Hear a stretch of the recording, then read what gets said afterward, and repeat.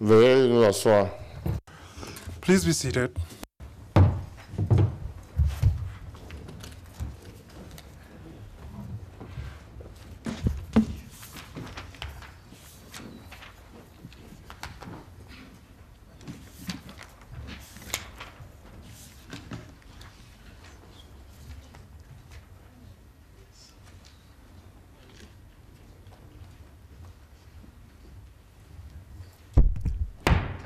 La séance plénière.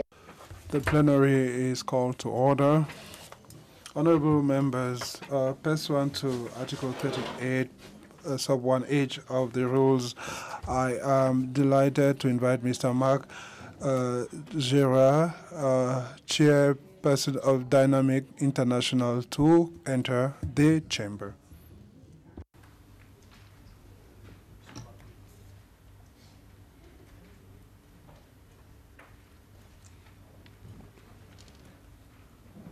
Quatrième point inscrit à l'ordre du. Fourth item on our agenda, I would like to invite the clerk to read the fourth item on our agenda. Fourth item is presentation and debate on the report on political accommodation for peacemaking and peace building.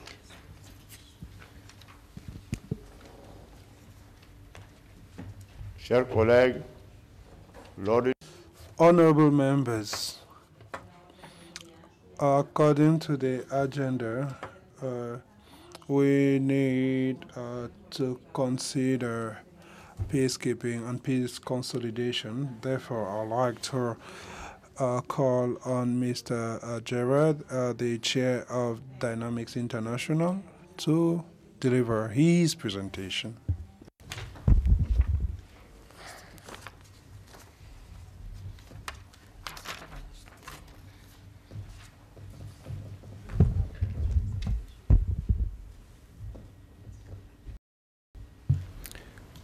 Honourable President, honourable members, thank you very much for the kind invitation. I do have a PowerPoint presentation. I don't know if the technical people can bring it up, but I see that it has been distributed in paper as well. Oh, there it is. Fantastic. Fantastic. So thank you very much for inviting Conflict Dynamics International here to address this plenary session of the Pan-African Parliament. As an organisation, we're very honoured to be here, and we would particularly like to extend our gratitude and thanks to the Committee on Cooperation, International Relations and Conflict Resolution, who have kindly helped to facilitate this opportunity for us. I would also just like to echo the thoughts of many members to reflect on the tragedy, the recent tragedy in Mogadishu, and to say that personally, myself and as an organisation, our thoughts and prayers and our actions and efforts are with the people of Somalia as they come through this very trying and terrible time. So thank you so much for the invitation.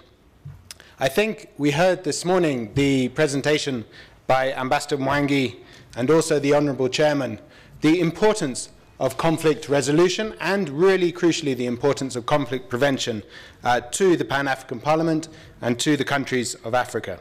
And I would like in this presentation to share some ideas of the concept we in Conflict Dynamics call political accommodation and how that can be used as a conflict prevention tool by yourselves as members of the Pan-African Parliament and also by other organs of the African Union. You will have received a short background paper that we have prepared that gives you some of the more technical detail, so I'll try not to take too long. I know there is a lot of interest in the room around these issues of conflict, so I want to leave plenty of time for members as well. You don't want to just listen to me, I'm sure. If we could go to the next slide, please. Yeah. So just very briefly, 2 seconds on who we are as an organisation. Conflict Dynamics International is a not-for-profit organisation. Our headquarters is in the United States, and we're a registered office in the Republic of Kenya as well. We operate on two thematic areas. One is around peacemaking and peace building, and in that we work primarily in African countries, but we've also worked in Syria as well, for example. And then we have a separate piece of work, which I won't talk about today, which is more around humanitarian policy and developing that, and that is more a global piece of work. Just one thing to say about us as an organization is that when we go into processes to support those, two things are really important to us. One is that we are there as guests of the parties to a particular conflict or a particular dispute. We have no interest in being there if we're not wanted. And secondly, is that all the work we do must be neutral. That's neutral both to all the parties involved in a particular process or a particular dispute, but it's also neutral as to what the outcome is. We do not come here as an advocacy organization, and the methodology I'm about to explain has that philosophy right at its very core. If we could go, thank you. So I've broken the talk into 4 sections. Very briefly at the beginning, I'd like to spend some time talking about this concept of political accommodation and why we think it's important as it relates to peace and conflict, both conflict resolution and, crucially, we're talking about today is conflict prevention.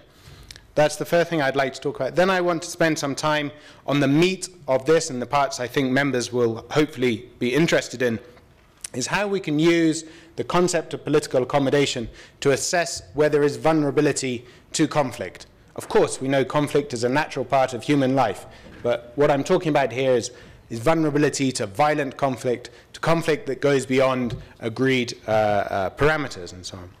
And then thirdly, once we've identified those challenges, how can we use the political accommodation approach to prevent conflict? Say, we know this is a problem, how can we prevent that becoming a serious conflict? And then finally, I'll just close with some thoughts on how we implement these kind of activities. So we hope that this sharing will help inform your approaches, and we hope that it will help spark some debate. So, very briefly, what is political accommodation? You'll see a very technical description of this, but in essence, political accommodation is around people competing political interests and perspectives, and everybody feeling that theirs have been heard and taken into account. There are some things that it's not about. Political accommodation is not necessarily about power sharing. It's not necessarily about everybody getting what they want. It's about how processes and governance systems can be designed in a way that people accept the outcome of it, that people are happy enough with the process, and that allows societies to continue. It's also important to say that this is an iterative process and that it will change massively over time. The background of this idea, this methodology that we use, comes from many years of political science thought around realism, around consocialism, sorry, that's a long one for me to say, but also many years of practice of refining this, how we take these academic ideas and put them in practice in the field, in real life. So political accommodation is both an objective. We want societies that achieve political accommodation, where citizens, where groups in society feel that the governance arrangements they have and the processes that exist in their country reflect their values, reflect their interests and their needs, but it's also a method for getting to that state. And I'll talk about the method in a moment. So if we could go to this just quick point on inclusion. Often when I explain political accommodation to people, they say, oh, you mean inclusivity? We're talking about inclusivity. And yes, of course, inclusion is an important part of any political system and any political dialogue process. But in a way, in the way we're talking about it today, inclusion is really a means to achieve the end of a politically accommodating society. What we've seen very clearly from the literature and from experience, and many of you will be able to reflect on this from things you have seen as well, is that when there is large-scale exclusion, when groups are not part or do not feel part of a process, that's often a very clear trigger for impending conflict. So inclusion is vital, but it's not necessarily the end goal, and that's just an important qualifier. So if we go to this. This central hypothesis really acts and builds on that idea. We see there is a very clear link and a strong link between societies or countries that have not got accommodating political systems, or even political dialogue processes that are not accommodating, and the descent into violent conflict. There's a very strong academic evidence to support that link. But we also see in the academic evidence that often that lack of accommodation, that lack of inclusion, in some ways, is embedded within political governance structures, so within how our political societies are ordered. So we see a very strong link both between exclusion leading to conflict and between political structures that are non-accommodating, we would say, and their inability of those non-accommodating structures to prevent and mitigate conflict. So what we're aiming for with political accommodation essentially is that politics, all types of politics, whether it's very strong disagreement or minor disagreement, is conducted within an agreed system, within an agreed set of rules that people can be happy with the outcome, even if it's not the one that they wanted. We know it's theory. Obviously the practice is messier, but that's the theory. So just very briefly on this slide is just to say there are 4 things, I think, that are key to a successful politically accommodating process. One is that at the beginning of these processes, people have to commit to listening to other people's interests and to trying to reconcile my interests with your interests. That's really at the core of any politically accommodating system. You may say that's very obvious for a peace process to work. It's obvious people have to want it to work. But we can see very clearly in many cases, some of which have been discussed earlier today, that's not always the case. So if you have that objective that at the moment I don't agree with you, at the moment I don't want to reconcile your interests with mine, but I know that one day I'd like to do that. That's the starting point for it. It's also, political accommodation is around a process. You need a process to get from where we are today, where there's maybe a problem, to where we want to be, where there are fewer problems. And it's about putting something in place. It's not just about talking. It's about having structures and arrangements and agreements in place that help our political systems in the future. So it's about a process, for sure, and it's about ideas, but it's also about practically doing things. That's very important. If we could go to this. Okay, so that's the theory, very briefly. And as I say, if you want to know more about that, we did provide a short handout on that. So having seen that clearly where there is a lack of accommodation in political systems or dialogue processes, there's a stronger risk of conflict, and having seen the strong concentration of unaccommodating governance arrangements and how those can often lead to conflict, this is the framework that conflict dynamics has come up with over the last 15 or so years. And what it does is it looks at a governance framework. It says, this is how a country or a political system is governed. Where are the spaces for political accommodation within that? But it also looks at political processes. Processes could be, for example, a peace process, it's very clear, between a warring party and a government, for example, between 2 countries even. But it could also be a constitutional review process, or a piece of new legislation that affects the way a country is governed. Any of those kind of crucial political processes that fundamentally affect how our countries operate. So those are the 2 parts of the analysis, and they then look into developing options. And this is really the tool that we use. This is to look not only just at here is a recommendation or an idea, but say here are 4 or 5 or 6 or 7 or 10 different ways that we could solve this problem. And that gives space for parties to a disagreement, or for members of parliament, for example, or whoever it may be, to explore a full range of options. And we think that's very important, that it should be the exploration of options that then eventually, hopefully, goes into implementation once the options have been agreed on. And that, in theory, should lead us to a politically accommodating system. And the one reason I'd just like to mention briefly why we look both at governance systems and political processes or dialogue processes is that conflict can come when I don't like my president or I don't like my parliament. Sure, I can go out and I can protest, I can start a rebel movement. That's one way for conflict to happen. But it also happens when a dialogue process is not accepted. If I'm negotiating with you and I have no faith in the process, I have no faith in you, the chances of me going out and looking for a violent solution are obviously much higher. So it's important to look at both. If we could look then at this is a tool we've developed, and again, it looks very simple, but it's a very useful tool to help us look at political processes and governance arrangements and examine in some detail where opportunities for political accommodation lie within this, and where lack of political accommodation is. So if we look briefly at the process framework on the top, the first thing there. So we see number one, the first strand, we call them strands. This is process structure. So are we talking about a constitutional review, a peace process, international agreement, whatever it may be? So in that, there may be challenges. Perhaps we're having a peace process in our country between two factions of a movement, for example, but that's ignoring many other groups in our society who need to be involved for a sustainable peace in the long term. So perhaps a constitutional review or a national dialogue is more appropriate. So we can look just within one strand to look for challenges there.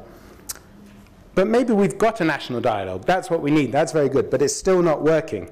Perhaps the second strand gives us a clue of where we can look for more challenges. This one we call participation.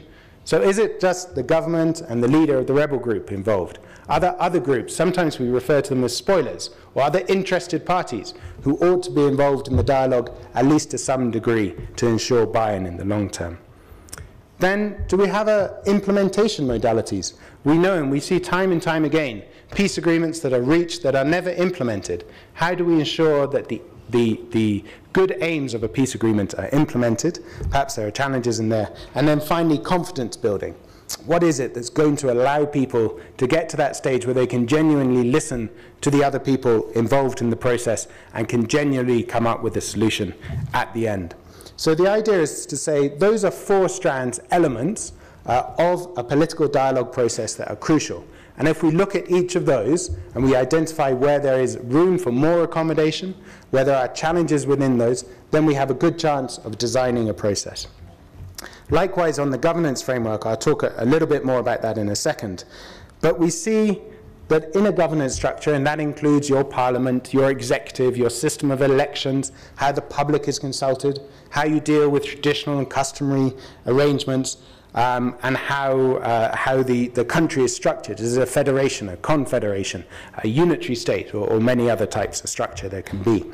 So you look across those and you see what is the balance. And if we could just go to the next slide. This is the tool that I really hope that members will take away and think about with them. And again, it's quite simple. Many of you with a political science background will have seen something similar in your studies and so on in the past.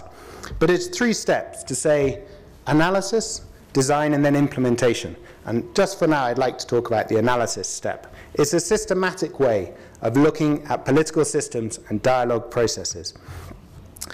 And it's key for prevention, because if we want to know where challenges are going to be, we need to examine our political systems, we need to examine our processes. Certainly, once people start arming themselves, once people start protesting on the streets, then we can see, okay, we have a problem bubbling up. But there are ways to identify in advance of that if we're engaged in this kind of process in an ongoing way.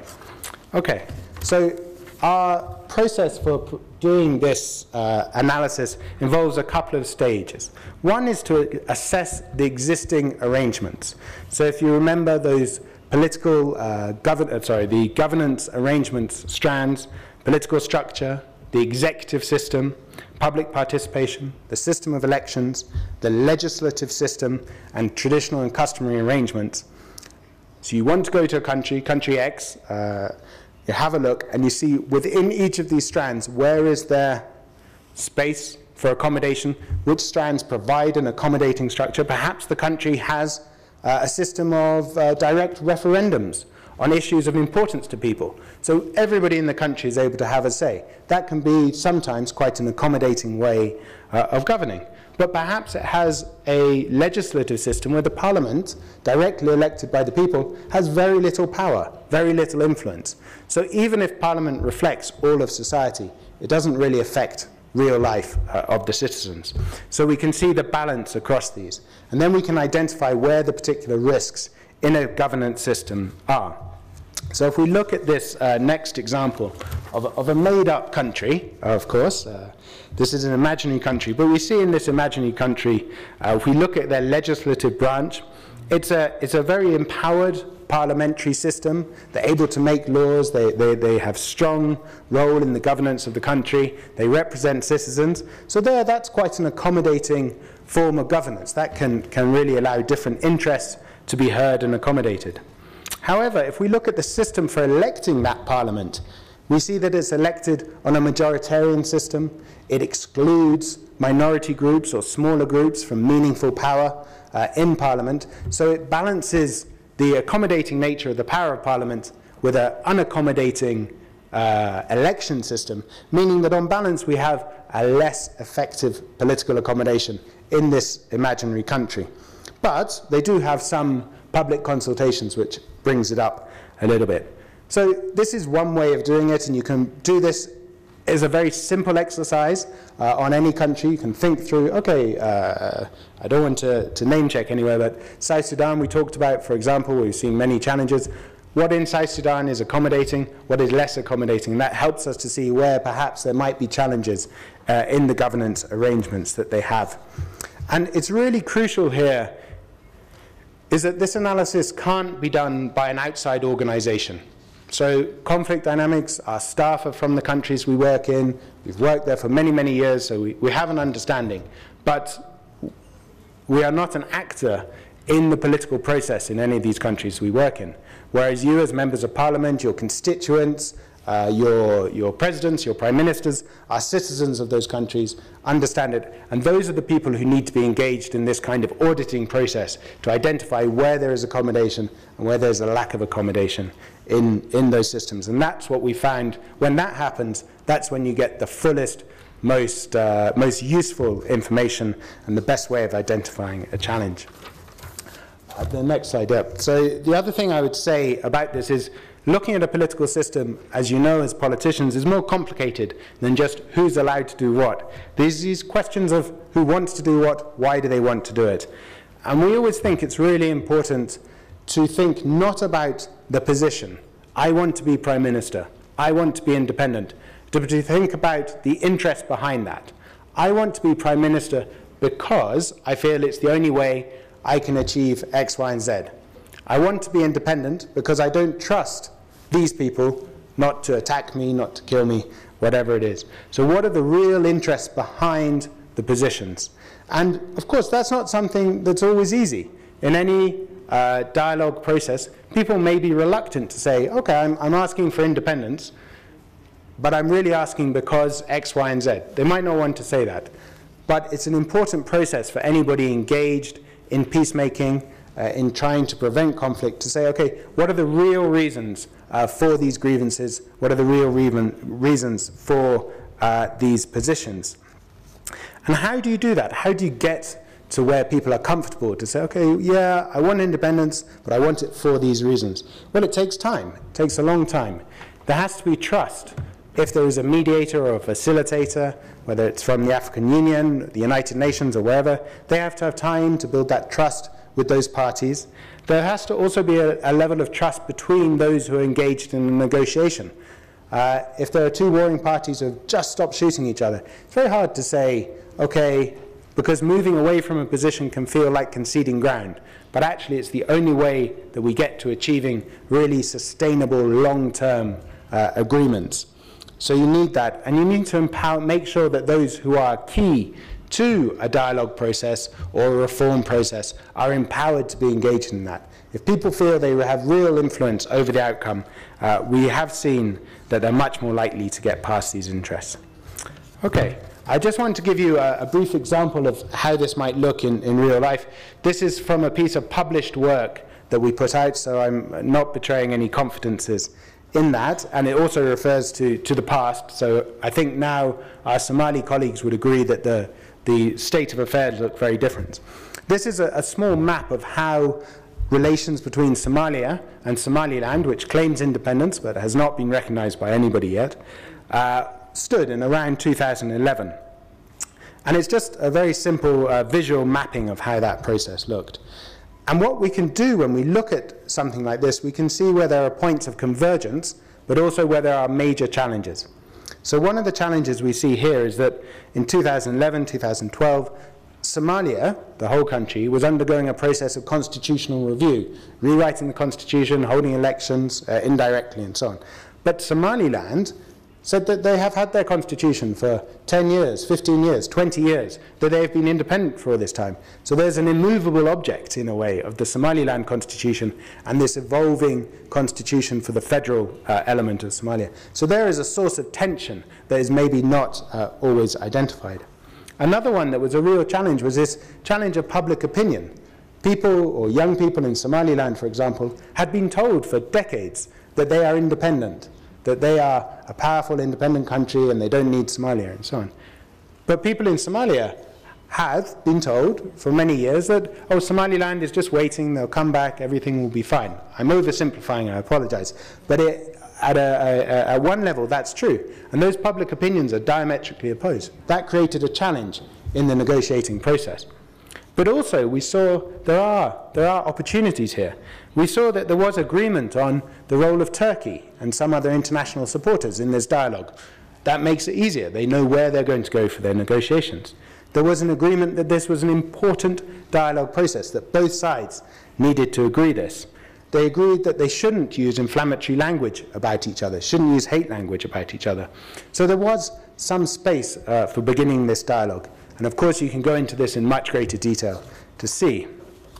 And the next slide, just also in that context, is just to help understand a little bit around the framework here, is that it was not, when we look at the interests, we see it's not only the dialogue between Somalia and Somaliland that was going on.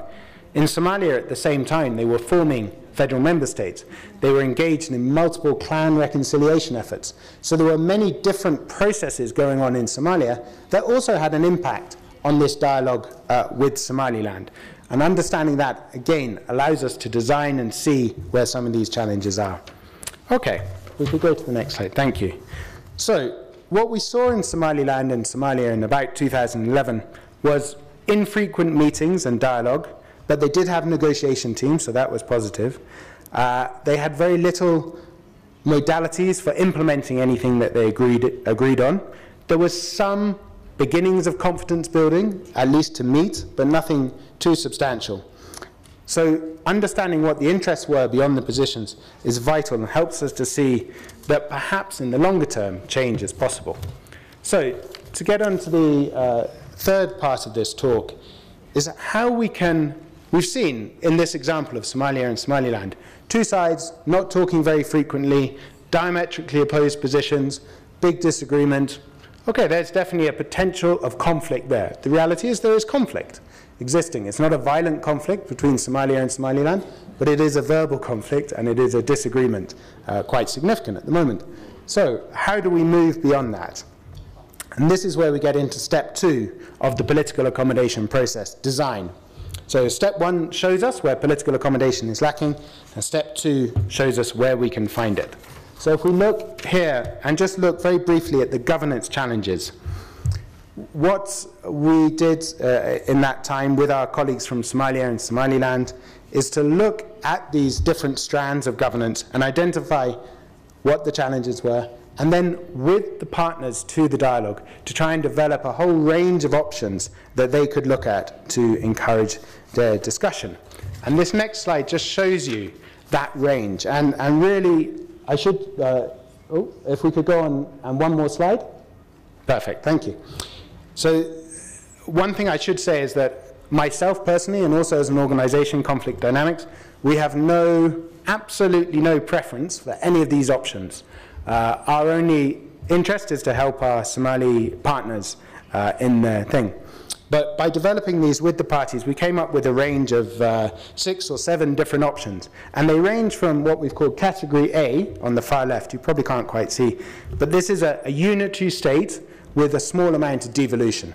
So this is a position of maybe hardline unionists from Somalia generally might have held. So it's one country, it has one president, has one parliament, there's some devolution to local councils. That's one extreme. On the far right of this graph, you see category F. This is just economical and political interaction just governed by treaties. This is the same way that Spain and Malaysia, for example, interact with each other. They're not at war, but they have some treaties, but there's no close cooperation, there's nothing special. And then between that, there are a range of options: a federal option, a confederal option, a highly decentralized state union, and other options. And the idea of this is to do a couple of things. One is to show, or to work with the partners to see that there is space between these options where their interests can be met.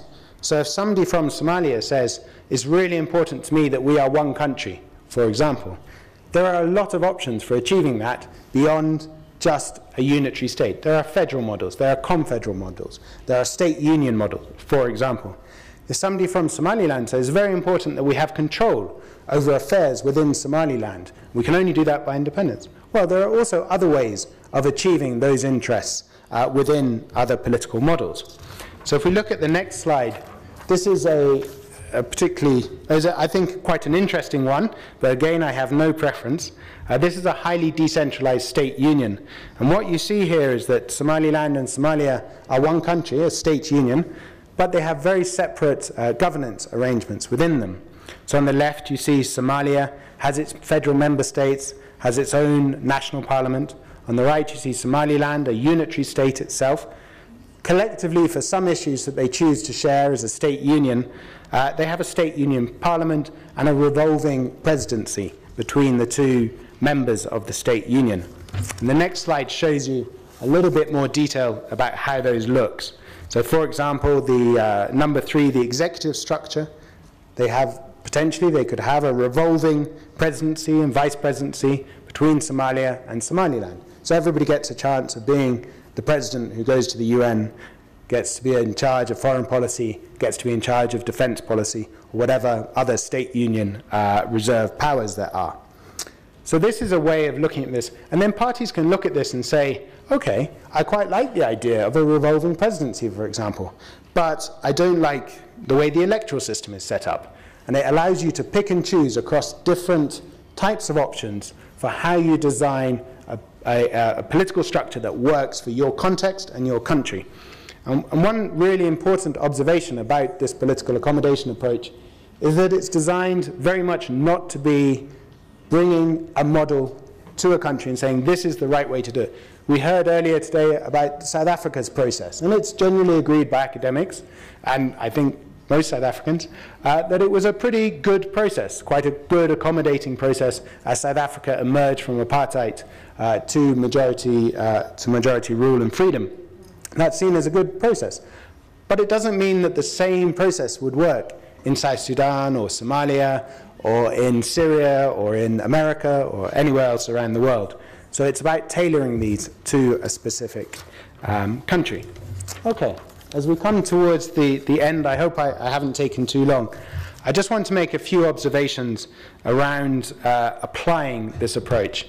And these are applicable, I think, for organizations like Conflict Dynamics or other organizations that seek to support peace processes and peacemaking. And of course, that includes the Pan-African Parliament and other bodies of the African Union to a far greater degree than it does to us. We've seen that these approaches work very well when there is impartiality by the supporting partner to the parties. It doesn't work very well when it's very clear that the mediator has a preference for one of the two parties. That can often be a problem. But where the mediator is genuine, or the facilitator is genuinely impartial, that's very helpful. It helps to build trust.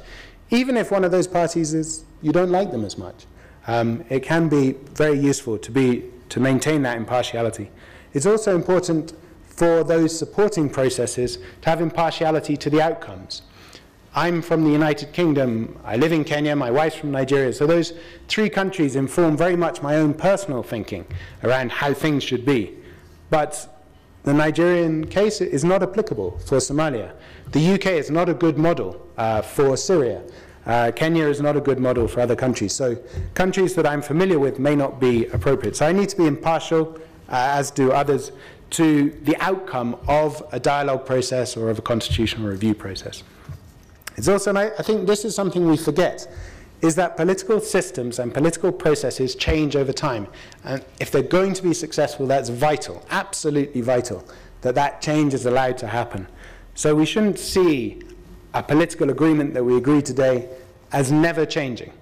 It should only be changed through the agreed rules of changing it, for sure. But there must be room for those changes to happen, because my interests will change. Mine might not, but my children's interests will be different than mine. So those processes have to be allowed to do. So political accommodation is both about achieving an end state, that end state where all groups and people in society feel that the political system is something they can live with, that their ideas are heard, at least in this political system, heard fairly. They may not get what they want, but they feel that it's a fair system, and it's something that can be applied in different countries and different systems. And just on the very, very final slide there, thank you so much for giving me your attention for so long. We've seen that political accommodation is, I think, and as an organization we do believe, is something that is important. We've seen that current governance arrangements in many of the countries we work in, not all of them, but in many of those countries, have not accommodated a variety of interests and perspectives. And we see this in other countries as well. You see the political crisis in Spain at the moment.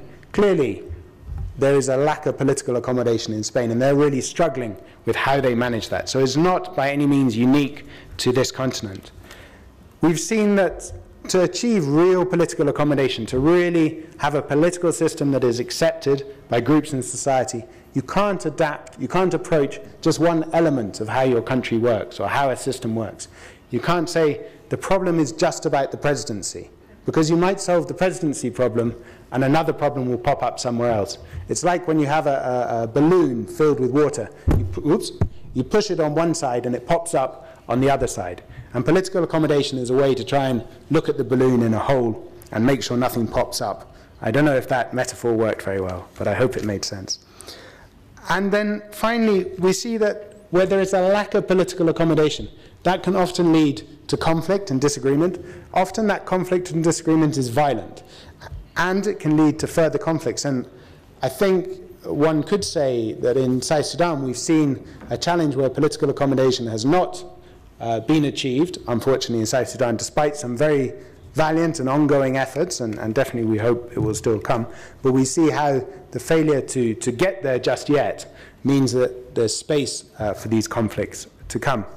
So, Honourable President, Honourable Members, thank you so much for your time. I hope this is something that is useful for your deliberations. I've been myself very inspired by your conversations earlier this morning, and I hope this will be something of interest to you. Thank you very much.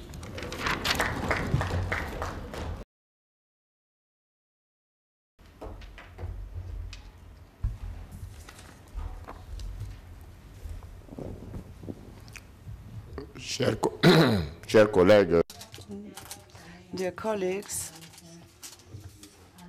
I should like to thank the presenter on your behalf, and also say that it's a pity.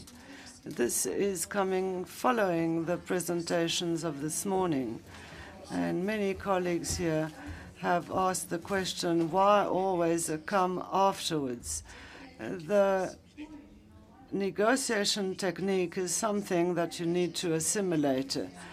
If you do not know what is at stake, you will be accused, and this has been demonstrated here, how the knowledge of the subject and the forces present are so important. I wanted to say to Mr. Gérard that his input will allow us to continue our debates and not only get into action when the house is burning down. Some people were saying there is a problem in Cameroon, there is a problem in Togo. If you go to Cameroon tomorrow morning, you don't know what the context is. What are you going to do? What will you speak about? And the same applies if you are sent to Togo. You need to know what is at stake. Because if you go for some kind of a political accommodation, sometimes you can be accused anyway. So I should like to tell you to inspire yourself from this presentation, and we need to prevent a conflict. Please try and read this presentation once again if it has been distributed. So Africa, in fact, only has problems, and we don't know what the problems are. We cannot resolve them. I would like to have a list of the speakers. Now it's Rumbai Borkia from Burkina Faso first. La parole à l'honorable Jeannette. Jeannette Kabila from the Democratic Republic of Congo has the floor. I'm sorry, Mr. President. I was late. I did not manage to follow the presentation. Thank you, dear colleague. This presentation will be given to you. Mustafa Abdelaziz from Egypt. Honorable Joseph Ilech-Chire from Ghana.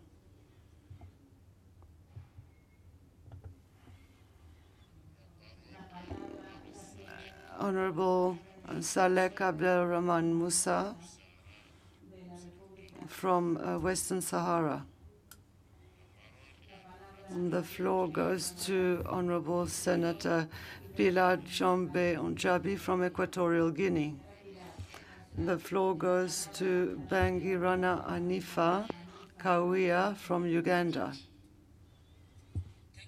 Mr. President. Mr. President, I want to commend the presenter for a very good presentation. And I want to say that the paper, as you said is we need more time. For me, I need more time. Because the paper which is on political accommodation, and in my country, Uganda, the party which I belong to has been in power for the last 30 years plus. And to be sincere, of course, I wouldn't say that there are not shortcomings. And one of the issues that my party is accused of is that there is no political accommodation. So I was keenly trying to follow the presentation when halfway I lost it. As the presenter said that political accommodation is not necessarily power sharing. And all I knew was that politics is all about power. And when we are talking about power, is that those in power will struggle to retain it, and those who don't have it will also struggle to get it. And as I've said, I'll still have time to internalize the paper. And having said that, without losing focus, I want to move to what I thought that I should have got more focus on. Because I thought that dangers which I needed to hear that prevent at times political accommodation. And some of the dangers, for example, in today's political sphere are the emerging extremism of fanatical political generations, and mostly from the opposition. I'm saying from the opposition because I've not had a chance to belong to the opposition, who are not willing for dialogue. So with the presenters, I don't know, I have not been there, those in the opposition, with due respect. So I wanted to know. Another danger is political intolerance. This is on both sides. You'll find opposition, they don't want to come together with the other ones. They can't sit on the same round table. So you'll find political dialogue, political accommodation is not easy. So how do we come together? A good example, those who were there, I don't want to mention the country, but some time back, I wasn't there, I see a country throwing chairs among themselves. So I anticipated there should have been political dialogue. So how does it go? I don't want to mention a country, but those saw it and don't mention it. Now, this one brings me to another issue. You know, I'm always sincere because I've told you, I've been on this thing for the last 30 years. So I wanted to hear more. Another is political agitation. People agitating for change, just mere change. You have been there for a long time. It's not just a change. We are not changing shirts and dresses. So they want change. The younger generation, they don't want to be accommodated. So how do we move in? Don't say if I have been on the political scene for a long time. We want change. So with what you have given us, I'll look at it. If I find it, then I'll go back to my country and I say, sit here, and then we see with the paper of this gentleman, maybe we shall accommodate these people. Finally, civil disobedience. So, you know, everybody is coming. It is a fashion. They don't want to come for this one you have told us is what? Political accommodation.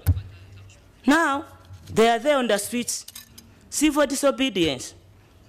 Now, how do you call them from the streets? I want to learn, because I've told you I need to know. And you know they are doing this, maybe it is not their fault. Because when you look, they are following somebody. There is a gentleman who is called, if I can recall, is a man who said that the problem of Africa is not civil disobedience. It is civil obedience, where the Africans just, they are in obedience, whether they are okay, they are sleeping, they are in poverty, they are told to do this, they follow. So these ones are saying, okay, if it is that, we are going to go into civil disobedience. So finally, I would have liked to hear how such a group, which are so intolerant, they don't want to come for dialogue, they don't want to come and we share power. When they tell them that you come and we go back into a by-election, they run into the other people who have more problems than what we have. So how do we solve that? I thank you. Merci beaucoup. Thank you very much. Honorable El Haj Tiao Conte from Guinea.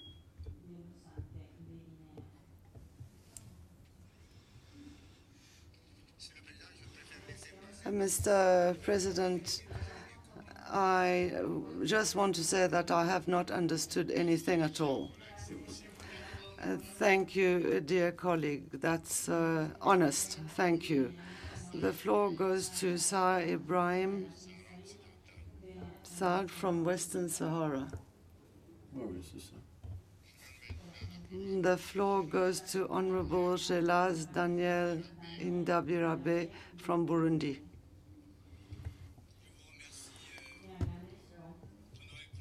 Thank you very much, Honorable President, for the floor. I think that since there are many absent people, perhaps we can have more than 3 minutes to speak. First of all, I should like to congratulate the presenter who presented to us a theory that reminded me of what I studied when I was still at school. Group dynamics in social psychology. And I found myself again as if I were a student all over again. So what I want to say here is actually more or less the same theory, but with a military angle. And this will help us to understand what we are facing. So when we are at a war in the military, there is the friendly force and the enemy force. The friendly force begins with 0, and that is military equipment, etc., 0. And the enemy force, who has all the necessary means. So the enemy force is right on top, right at the summit. And so during the war, the friendly force that went from 0 is rising little by little, whereas the other force is going down. So as they approach each other, in the middle, the force that is coming from the bottom is rising little by little and causes fear.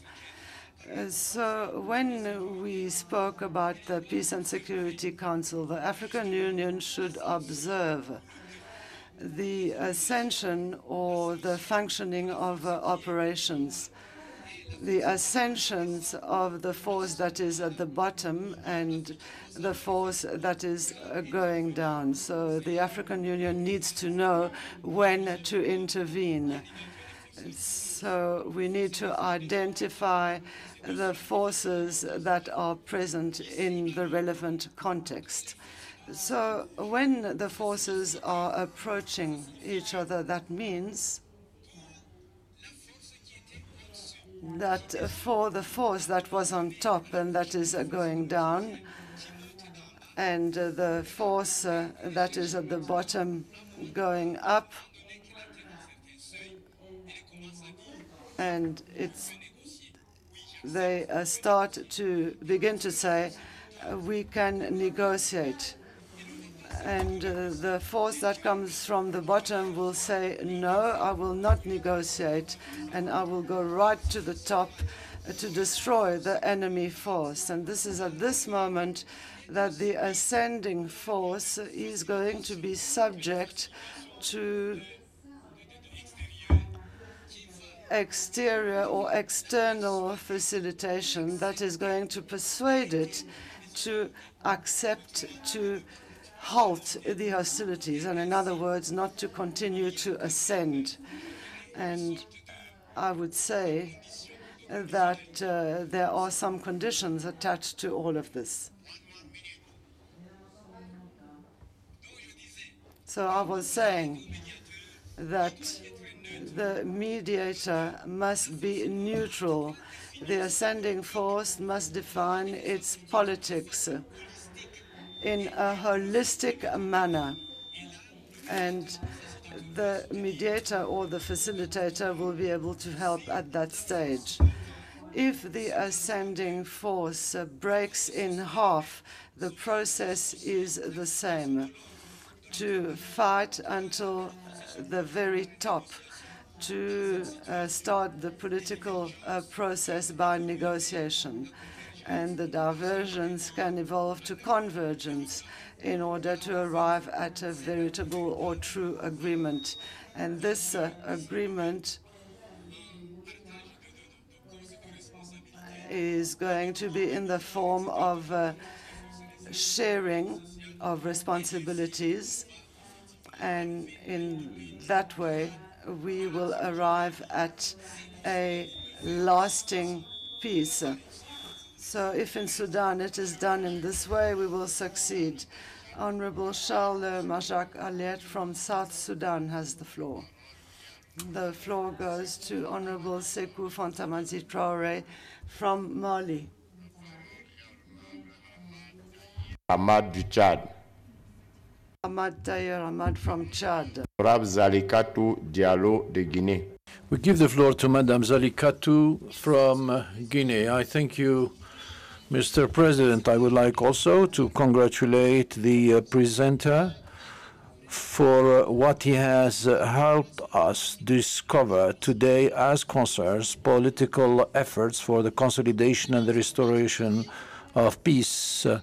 During his presentation, I was recalling or remembering what we have gone through in Guinea at the time of the military transition after the death of President Conte, where a young captain has taken power, Mr. Camara, who has led the transition up to a certain time, but there were divergences which were minor, and then major divergences with the political with the politicians because they did not accept the country to be ruled by the military.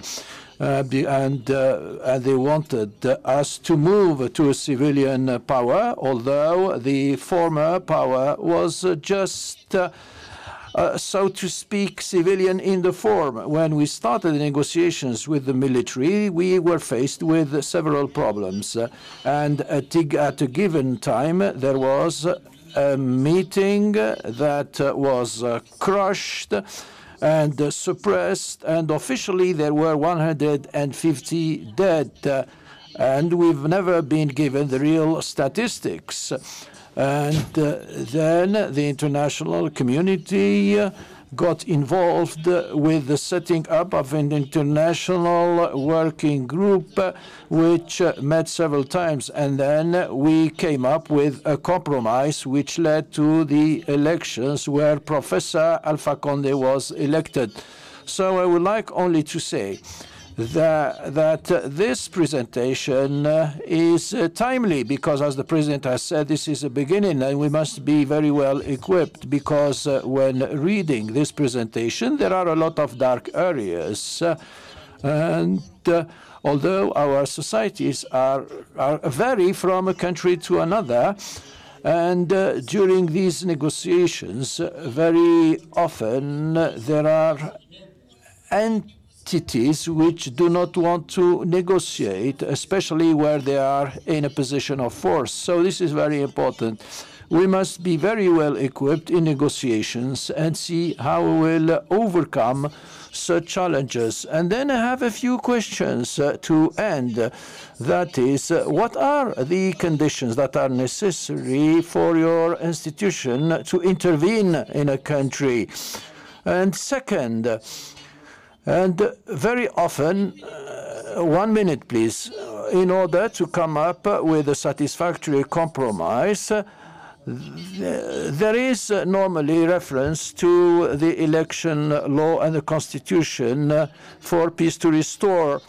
And if we infringe the texts and the laws that have been voted in the country, how long will it take us to restore these laws?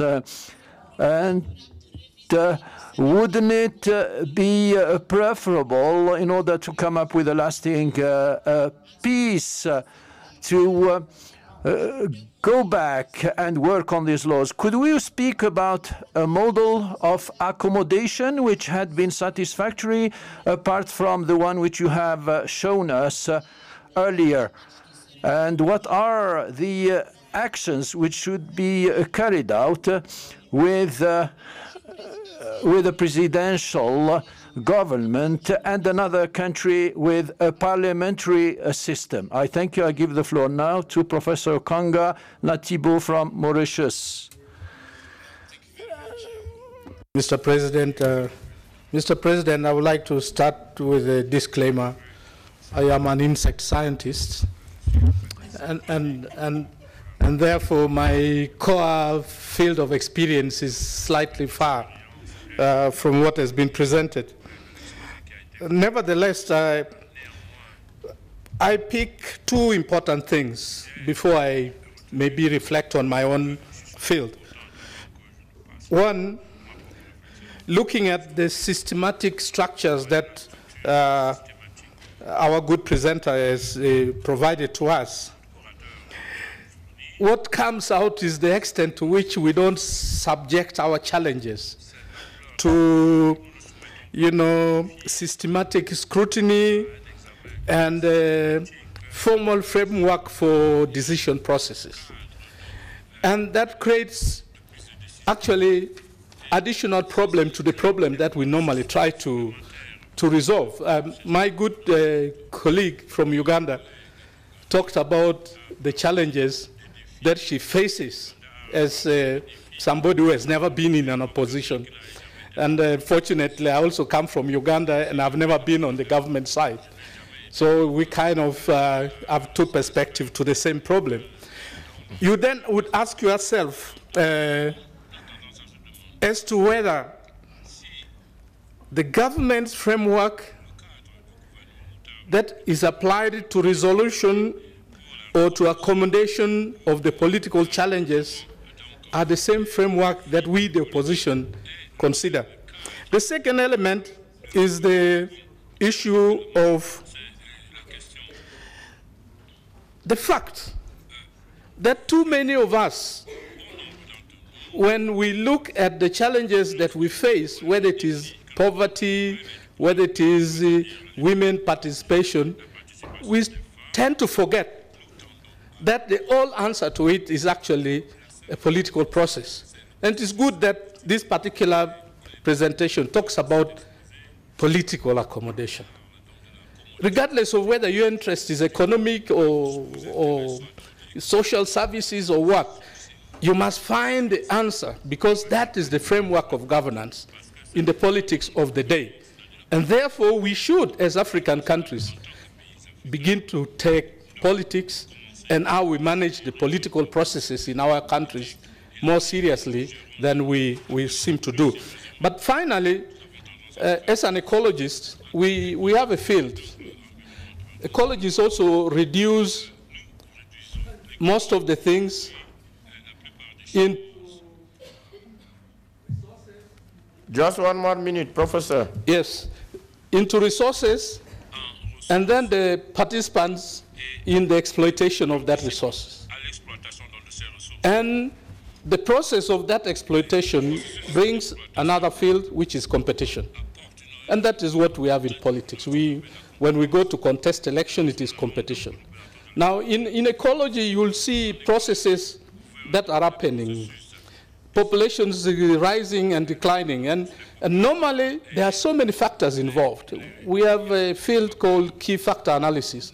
I would really wish to see the social scientists and political scientists draw some lessons from ecology to examine their situation. Lastly, as an outsider, I can study my insects. I'll be an outsider. But as a politician, while I could study politics, most of the time I'm actually part of it.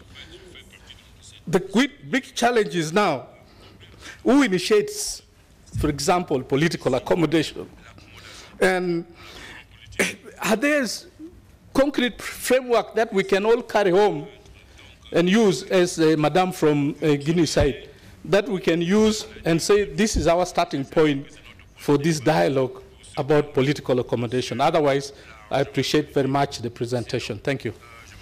Merci beaucoup. I thank you very much and give the floor now to Honorable Sylvia Esjata from the Gambia.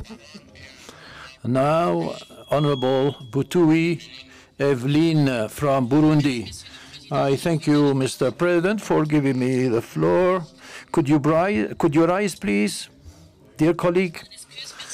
Do apologize. Thank you, Mr. President, for giving me the floor. I must, first of all, to commend you for a commitment in order for peace to be implemented in our continent. I would like also to commend our presenter for his excellent presentation. Mr. President, the purpose of PAP is the promotion of peace, security, and stability over our continent, and it is also our purpose as members of the Pan-African Parliament. It is also our duty to prevent conflicts and sort them out on our continent. Unfortunately, Mr. President, we have a lot of problems in Africa: famine, unemployment, the instability of our political systems, the management of our resources, and also the increasing insecurity, wars, and conflicts here and there, which we have to face and come up with solutions in order to prevent them as leaders. Mr. President, the issue is very important and topical in Africa. That is, prevent and sort out of conflicts in Africa. This should be an issue of concern to us, and this should be discussed in committees and within workshops or within another plenary session in order to be able to come to something concrete which would stabilize our continent and come up with real solutions to the real problems of Africa, and will come up with recommendations and conclusions, and why not a plan of action for strategies to be implemented in order to prevent conflicts in Africa and promote peace and stability. Mr. President, the African peoples are living consequences, external consequences from Africa. We should take ownership of this preventive struggle and promote peace and stability on our continent. The Pan-African continent should struggle in order for Africa to be a united Africa. And for this stability to be attained, peace and stability are prerequisites for an effective stability. So what should we do? We must sit down and propose concrete actions in order to change the mindsets, and also carry out actions as members of the Pan-African Parliament, actions which we should propose to our heads of state, actions which should aim at promoting the development of Africa. So concretely, what do I mean? We must identify actions in order to avoid remaining in theory or theoretical, and which would lead to something very concrete. I thank you, Mr. President. I thank you. I give the floor now to Mamadou Aliou from Guinea. I thank you, Mr. President. Mr. President, I would like first of all to commend our speaker for this afternoon for his brilliant presentation. Mr. President, the presentation which has been made to us deals with the management of conflicts which already exist, and we're speaking about political accommodation, and he's referring to classical schemes. But most of the problems faced by Africa are political problems. So what happens? You have an institution which is dominating, that is the presidency of the Republic. The other institutions are weak, such as the judiciary, institutions for human rights. And so with all this power, there are no counterpowers. And obviously, there are tensions which come out. And so there are conflicts between the opposition and the presidential majority. And in the example which was referred to as for the army, and with time and the quality of governance, some sides really become weak, and the two sides get into confrontation. So, and they should sit down and discuss. While there are laws, why shouldn't we implement them from the beginning? So if at the level of our countries there are weaknesses, then at the continental level we must have institutions which should try to help to abide by the norms and values which we have set ourselves. Otherwise, we'll be around to manage conflicts. And when there are conflicts, it's the whole country that loses, because and this would affect and undermine the credibility of the country, and the people will not come and invest, and you have unemployment among the youth.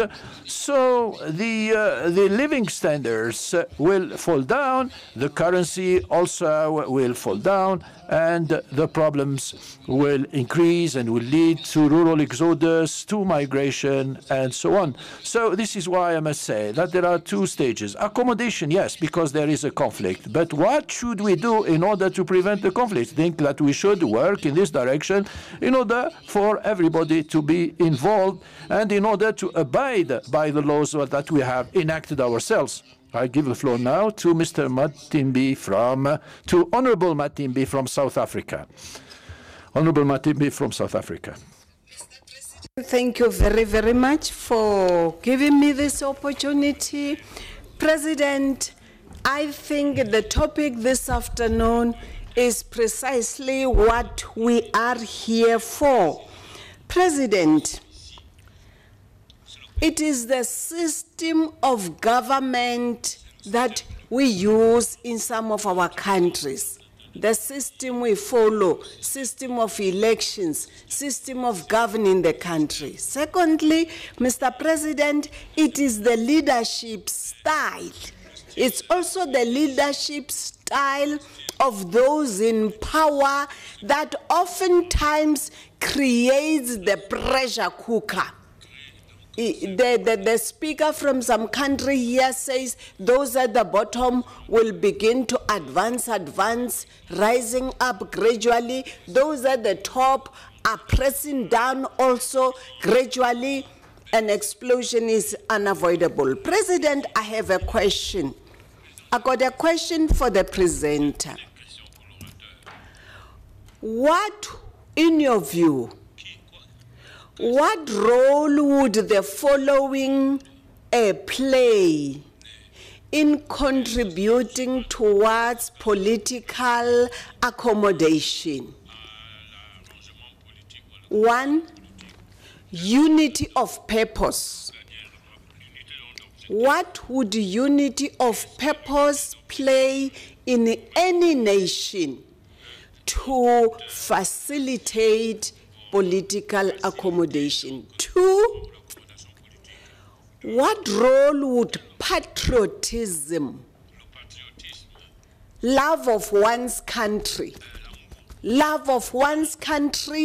above me, myself and I, and my family, what would patriotism contribute towards political accommodation? Lastly, Mr. President, sometimes we look around outside of ourselves when we actually have the instruments, the systems that can give peace to this continent. At the level of a principle, Mr. President, my question is, what role would limiting the term of office play in making sure that those who are outside also can wait patiently, knowing that their time is going? For instance, Mr. President, I know those countries that subscribe to the 2-term system, like my country is doing.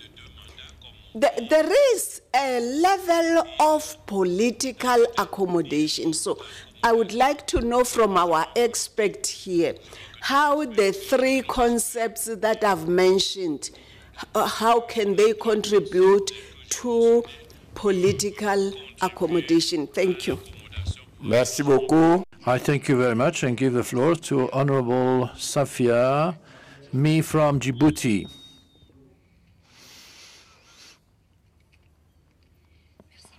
I thank you, Mr. President, for giving me the floor. I would like, first of all, to commend our presenter for his presentation, which was very important and very clear. I would like to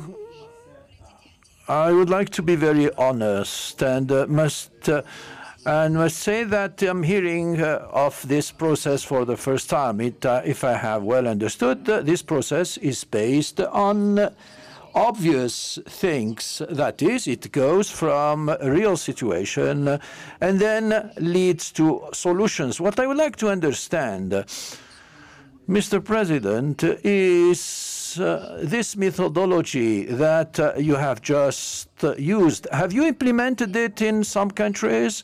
And could you please give us some examples of success stories that you have achieved through this methodology? As concerns the second point, have you ever trained or organized any training for the benefit of countries and for which you have been solicited? And you have also presented to us the case of Somalia, and you have carried out a diagnostic. So, because what is your evaluation then? and you have used several parameters. I would like to understand what is your prognostic, what is your forecast, and would like to know whether this non-dialogue will carry on, and especially that there are some claims for self-rule, and this has already happened in the past. Now the situation has changed, and if I go back to history, then could you please give us and tell us how all this situation will end in Somalia in the forthcoming years? So the debate is closed. And I would like, before giving the floor to Mr. Gerard, Mr. Roger, to say that in order to answer all these questions, we need a whole seminar and we need a lot of time in order to accommodate with all what the presenter has said. And there is a technique which is called the negotiation technique, and Honorable Conte, present here, and he can testify, has been able to negotiate in a country where the two sides were fighting over the terminology of a concept, and then they sat down to speak to one another.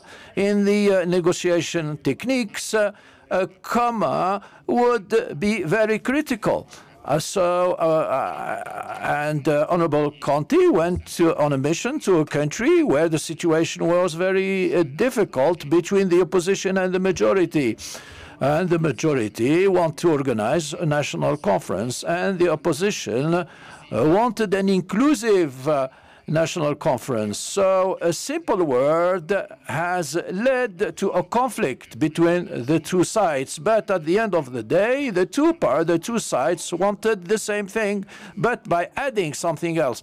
I think that we must find enough time in order to well understand and to understand what we're talking about, because the problem that we are facing in our democracy, which is a young democracy, we must acknowledge that, is that we do not have any specific ideology and we still vote for the brother or to remain in power. But if the opposition could really prepare itself for a power transfer, and that on the day of election, we already have case in Africa where you see the president who is in power would lose elections because the people have said no. It is quite true that as part of this concept, all the institutions, as the colleague from Guinea has said, all the institutions must operate well, because if one single operation is stronger than the other ones, then there can be no negotiation. So the only thing that I can do, which is acceptable, is that we should deepen this debate and this brainstorming, because if we want to prevent a conflict in the future and bring the parties together, then we should not surrender because the people are stronger, and we must convince to accept the people who are in opposition, and the opposition must also work hard. Because so sometimes some actions can lead to death. I think what we should do is to take ownership of the concepts which are given to us, which could be called theoretical, but we should try to say things as they should be said. That is to call a spade. And without a priori saying that I will side with the strongest or with the weakest. So this is beyond ourselves. So, and never negotiate the whole thing in one go. And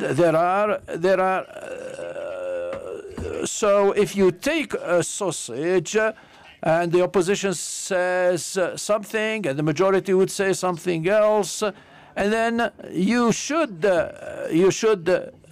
negotiate something as a package. So I'm not answering on behalf of the presenter, but I'm just trying to put forward some ideas, and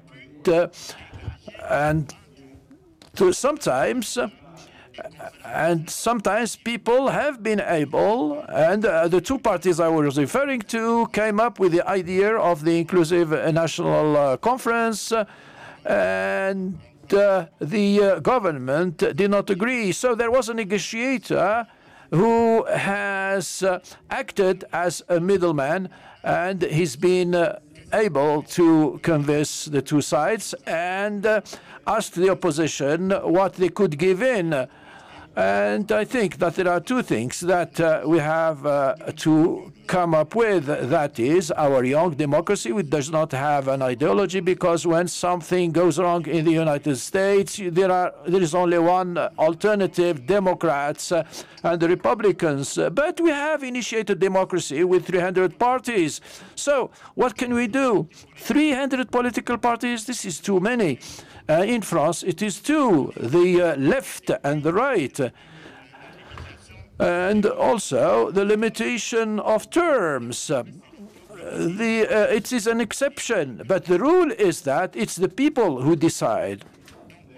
So I think that if the program of Gerard will allow him, then I think that we should probably dedicate a whole day in order for us to be given more explanation. I'll give you the floor in order to answer the questions that have been asked by the House. You have the floor, sir.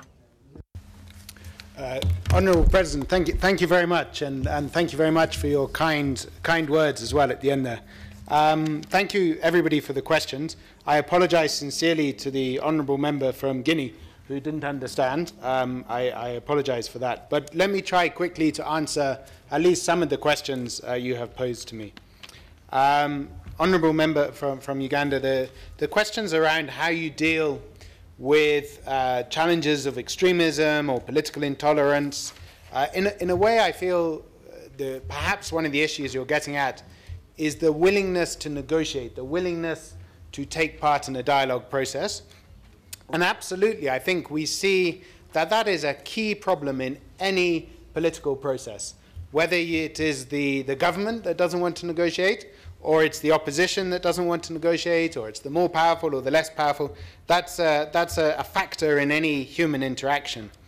And I think that's why one of the key elements of this approach, I think, is to say, okay, we know that for some people they don't want to negotiate, they want to demand everything, and that's why it's so important to try and look beyond the first thing that we hear, which is the position, to say, okay, why are they demanding X or Y? What are the reasons behind that? Because it's in those reasons behind that we are often able to find solutions. So somebody may say, no, I'm not doing anything until all of these things change. But perhaps there are ways to have those discussions before. So the other point, I think, which you made me think of, Madam, is that the challenge that were mentioned earlier in the day this morning, many of these challenges of really violent extremism. We had the horrible example, obviously, in Mogadishu recently, but in other parts of the continent and around the world as well. And it's not that, I think we know that even in those extremist situations, there is a political element to it. There's somewhere there. And in my own country, we have seen in the past a group that was bombing markets and schools, killing children, but also there was a political ideology there somewhere. And eventually we were able to engage with them and prevent the end of that war. And that is one of the challenges we have to face. It's not, I'm not saying, of course, that is necessarily the way we need to go with some of these groups, but there is a challenge there, and it's much harder. In a way, it's easier if I'm arguing with my opposition party. There's a space. We agree, commonality on the country should exist, there should be a political process, and so on. We disagree on everything else, but we agree on a few fundamentals. So there is a real challenge with that sort of extremism we're seeing coming up. The colleague from Burundi who gave this wonderful military example, I think it's often useful to think of these peace processes, I think, and a number of colleagues, honourable members, mentioned it, as practical as we can.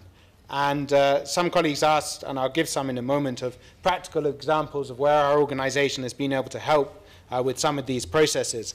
But absolutely, the theory is no use if you can't apply it. So it's essential that we take this and we apply it, and certainly people who have been through these experiences, as you all have, is important. And it is essential, a colleague from Burundi mentioned that the mediator must be neutral. That's really true of these processes throughout history, I would say. The colleague or the honourable member who spoke about the transition in Guinea asked the criteria that our organisation, Conflict Dynamics, take to intervene. Well, there are a few. One is that we think that we could make a difference if we were to go and help. Secondly is that we would be asked to come and help. We certainly wouldn't go somewhere where there's no desire for us to be there and to help. And it's really important for us that we're able to operate in countries in an impartial, neutral manner, because we think that's how we can be most helpful. So, for example, our organisation would not take a role of generally, a role like a sort of UN-appointed mediator and so on. Those become a little politicised, but we try and work with the parties around these political processes. There was a point around, if we start infringing laws that we already have, it's better to revisit them. And I would say in general that's a really powerful point, especially if there is a degree of agreement on the legitimacy to some extent of those laws. It is generally good to work with what you have and develop that. But the point of this is you can use, for example, that process framework I talked about. If we identify a challenge with the election law, for example, you can use this kind of process to say, how do we design an election system that meets the needs, the unique needs of our communities and our country? So I think there's a good thing. And yes, definitely, this, I hadn't thought of it as the negotiation I think you were referring to between a country with a presidential system and a country with a parliamentary system. It's interesting. I hadn't thought of that as an international negotiation. But definitely we see it very frequently. In my own work in Somalia, we see very frequently a tension between a presidential system and a parliamentary system. Somalia almost has both systems at the same time because it allows more people to be involved in the political system and political process, but it does create some operational challenges, shall we say, from time to time. Although at the moment it seems to be going okay. But it has in the past been challenging. But that's exactly the thing, Often a presidential system that is too powerful is only one voice. But a parliamentary system that is too powerful, in some countries that can become disorganized and messed up, and that can create tension in its own way. So it really needs to be a response for each country's own unique experience. And we can look at different countries. The American presidential system, as an example, in many ways the American president is not that powerful in the United States, despite his power abroad.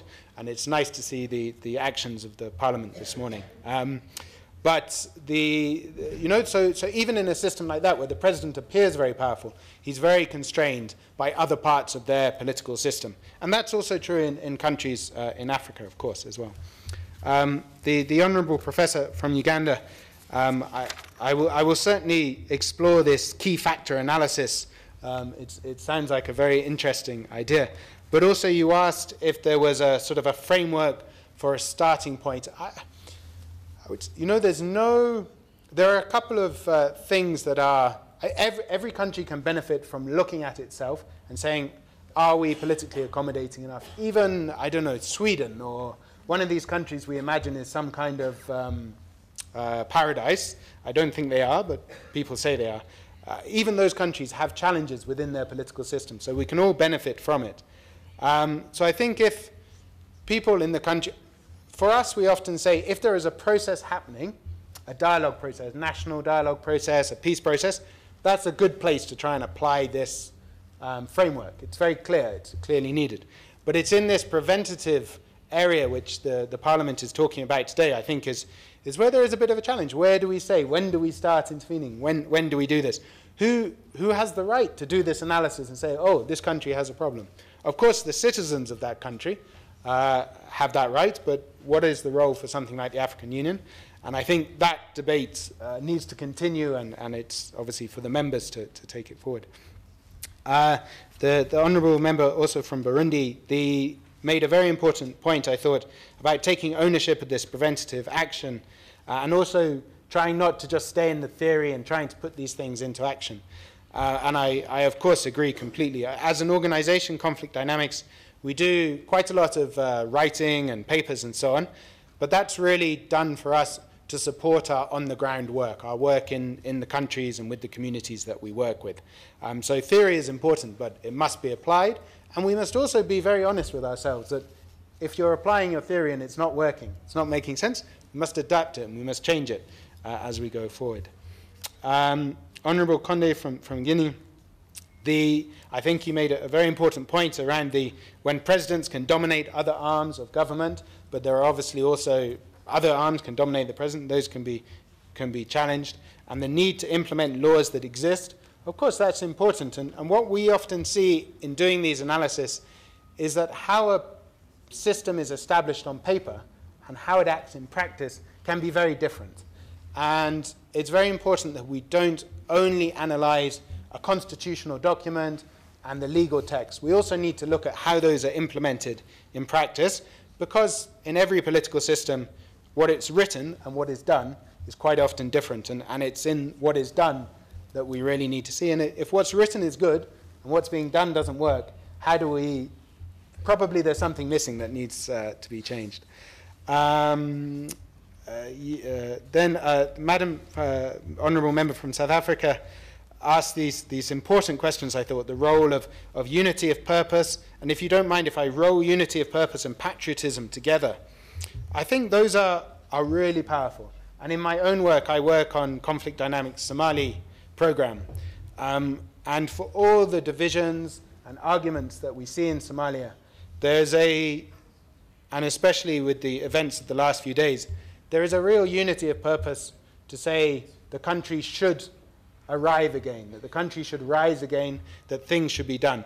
It's not always easy to get past the experience of many years of conflict and so on, but there is a unity of purpose for the country to rise, and I think that's also a patriotic response on the case of Somali. So in my own personal experience, I've seen that's a very powerful role, and perhaps the question some others answered about when you can start these processes. Certainly for Somalia, these explorations of developing political accommodation in the country are only possible because there is agreement among politicians, among the population, that what has been cannot happen again, and what needs to come is the revitalization of the country. So it's really crucial.